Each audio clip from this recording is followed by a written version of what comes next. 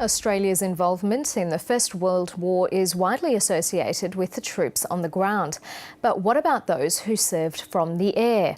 The nation's only collection of flying World War I aircraft is on display in Caboolture to help educate the public about their role in history.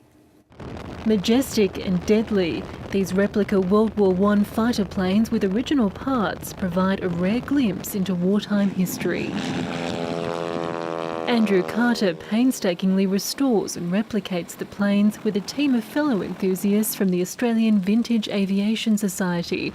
He says piloting the aircraft is a uniquely challenging experience. We have a lot more experience than the pilots of those days. We're struggling sometimes just to fly them and get them down safely, yet alone to be able to operate them as a weapon of war like these young men were doing, sometimes with as little as 40 hours flying experience behind them. I have a whole new respect for them. A respect he hopes to pass on to others by displaying the aircraft and educating the public about Australia's role in air warfare. This is the SE-5A, and this one has been painted to represent that flown by Lieutenant Frank Elbury, who was a fascinating Australian who actually lost a leg in the Western Front.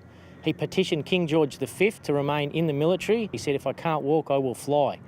And fly he did, joining 2 Australian squadrons during World War I and quickly becoming a fighter ace. That's no easy feat when you only have one leg. I need 2 legs, I can't do it with one. You do need to use the rudder a lot, and the rudder is controlled by your feet. So he would have had a stirrup round his left foot, and he would have had to push and pull with both that, and that would be very fatiguing. With the only collection of flying World War I aircraft in Australia, aviation history comes alive at the Caboolture airfield.